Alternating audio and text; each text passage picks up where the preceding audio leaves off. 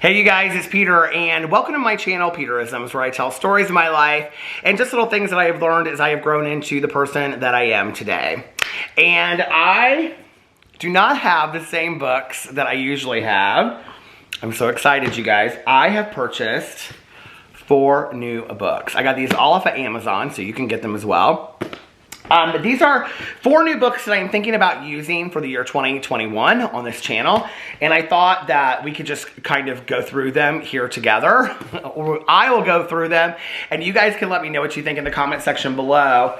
Let me show you what they are, first of all, and then I'll kind of give you guys a highlight or a synopsis of it. The first one is actually a 24-hour-a-day meditation book, like the ones that I read over here. And it is called Believing in Myself, Daily Meditations for Healing and Building Self-Esteem by Ernie Larson and Carol Hegarty. A solid sense of self-worth is the single most important factor in determining our happiness in life and our success in work and relationships. With it, virtually all things are possible. Without it, even victories can feel like defeats. That's why raising low self-esteem is an essential part of the healing process for those who are recovering from addictions and dependencies, and for anyone who still feels the pain of childhood wounds or other hurts. This enlightening book presents a meditation for every day of the year, complete with an inspirational quote and a thought for the day. It addresses such subjects as why self-esteem seems so fragile, how to define ourselves in terms of our own standards and values, why attitude is so important when we make mistakes, the difference between conceit and self-approval, and then how self-doubt triggers unattractive behaviors and how self-esteem blooms when we have a sense of purpose in life. So I'm going to read a meditation from that in just a second. The next book that I picked up was A Year of Positive Thinking, Daily Inspiration, Wisdom, and Courage by Cindy Spiegel. I don't know anything about this book. It's literally like, oh, it's by the date as well. So you go through here and there's just like, some of them are long, and some of them are very, very short. So I will go through here and read the one for today in a second. And then the third one I got was called The Daily Stoic, 366 Meditations on Wisdom, Perseverance, and the Art of Living, featuring new translations of Seneca, Epictetus, and Marcus Aurelius. And I've heard really great things about this, but I know nothing about it. So we may open it and start reading it, and I just will be like, oh, I'm totally not into this whatsoever. It does have this really nice little bookmark in it, though. Look at this. Isn't that so nice? It's hardbound, and these books were not too expensive, any of them. So we'll read from that as well, because this one is for 365 days a year as well. Oh, look at that. July 24th, somewhere, someone's dying. Interesting meditation. So these look good. Make character your loudest statement. We'll read from this in just a second. And then I also got the book Make Miracles in 40 Days by Melody Beattie, Turning What You Have into What You Want. Over the course of 25 years, Melody Beattie has... Do you guys want to see Melody Beattie since I talk about her so much? There she is. I love her.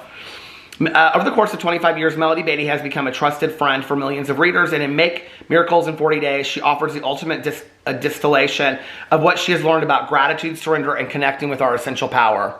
The power to enact change, the ability to create miracles, she argues, rests within ourselves. In her innovative 6-week action plan, Beattie helps us establish the miracles we'd like to create, and then walks us step by step through her miracle exercise, which combines the most powerful spiritual and recovery principles into a simple activity that can be done individually with a partner or as a part of a group. Along the way, she reveals her own workshop, or her own experiences of making miracles and those of the participants in her miracle workshop. These moving stories of overcoming hardship and finding acceptance and forgiveness demonstrate that transformative change is within our reach and inspire us to move forward with a renewed vigor for life. So maybe if we do this, we'll start it in January. If people want to do this or have any desire to do it, let me know. There's a hardback and I got the paperback. And this has stories in here too that are fantastic because I've read them before. All right. I've literally just sat down and filmed like an hour worth of videos with my vlog because I had to vlog today, like 2 hours worth of videos, and I'm starting to lose my voice a little bit. So let's read one of these meditations.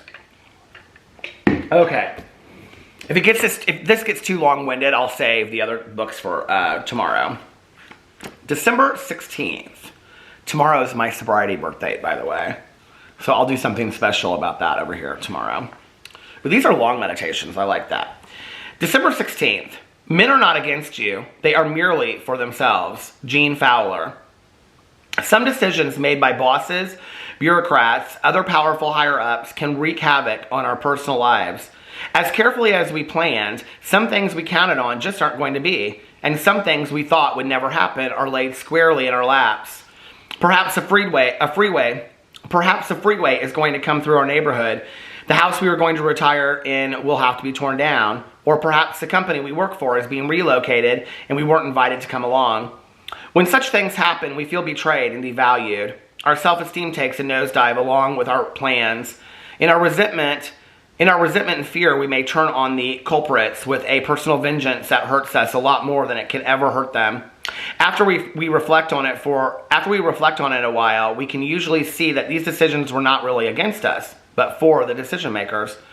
Their actions were taken to protect or advance themselves. As distasteful as this realization may be, it does us far less damage than taking impersonal events personally. Right there is the answer. We can't do anything about the fact that power structures can be greedy and insensitive, but we needn't let a decision made by people we don't know, perhaps thousands of miles away, have access to our self-esteem. My value as a person is separate, distinct, and independent of impersonal events. This is such a powerful meditation for me, so I can tell you already I love this book. And the reason why is that I have in my life, and I don't know if it's because I'm an only child, I don't know if it's just how I've perceived things in the world, but this has probably been one of the biggest things that I have worked on is not personalizing things. I personalize things, or I have in the past. I really work on not doing that today, but in the past I have personalized things to the point of like really almost I've hurt friendships before where I thought stuff was, like, decisions were made about me that had absolutely nothing to do with me. You know what I mean? Like, where at the last second somebody, like, decides to not go on a trip or something. You know, like, years ago, I used to make everything, I just would make everything about me. It was just always about me, you know? And I can remember when I was, in a meeting, and I was talking to, like, one of my friends, this guy that he's been around for a long time, this older gentleman, and he looked at me and I was complaining about something, and he was like, you know, I hate to tell you this, but you're just not that important. And I said, what? Like, that's kind of unsettling, you know, when somebody says that to you. But he was like, you're just really not that important in the grand scheme of things. Like, not every decision that people make in their life is about you. You know, what's so funny to me is, like, in retrospect now, looking back on that, like, he's really right. Like, I just am not that important in the grand scheme of things. And there are so many people that I come in contact with that, like I could mention a song and they're like, are you talking about me? It's like, there are so many people that are ate up with their own self-importance. It's really an unattractive look. It really, really is. And it's an unattractive look that I wore like a sweater for many years, you know? I wore that kind of like, oh, I'm so important, you must be talking about me. I'm not that important, okay? To my own personal life, I'm that important.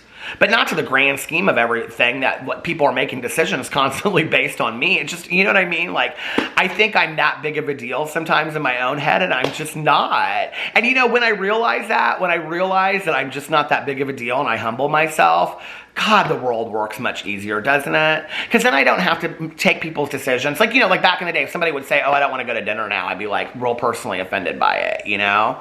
I just don't allow myself to be hurt by that stuff as much anymore. And if I am, then I say to somebody like, hey, like, I really wanted to go to dinner. Why did you cancel? Like, you know, and they'll be like, well, I just didn't feel like going out tonight. Okay, I don't take that personally. You know what I mean?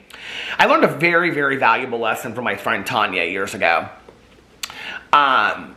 You know, I would invite Tanya to do stuff, and she would say, oh, I'm just going to stay in tonight. I don't really feel like it. And over time, I really, like, I took it personally.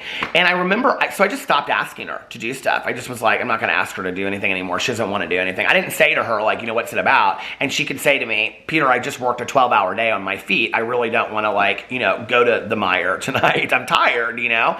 Although she would say those things, but it was very personal to me. I always, you know, because I didn't have a lot of friends, and so the friends I did have, it was personal to me. So I stopped asking her to come to stuff.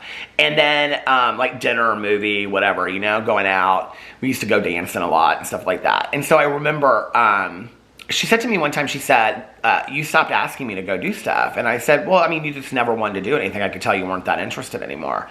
She was like, it was never that. She goes, but like, I have other things going on. It's just that it doesn't have to do with you. I might have other plans, or, you know, I might just not want to leave the house that night or whatever.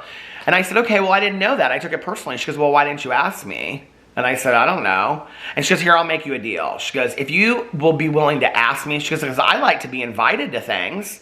So at least I can say no, but at least I'm invited and I feel part of something. And I said, okay, I can do that.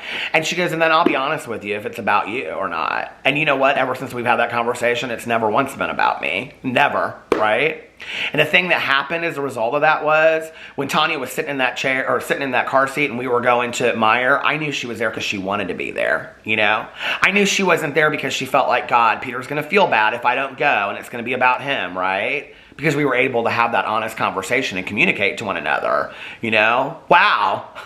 That's a novel concept, isn't it? Two adults actually talking to one another, you know? It's really not that hard of a thing. So anyway, I think I'm just going to leave it at that meditation for today, and I'm going to come back and we'll read these tomorrow maybe, or the next day, depending on what I decide to do over here for my sobriety birthday tomorrow.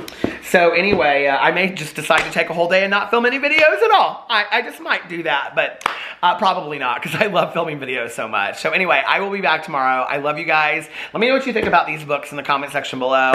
Looks like 3 good books maybe that we have, you know? And I also have the books that Alex gave me, so from earlier this year for my birthday.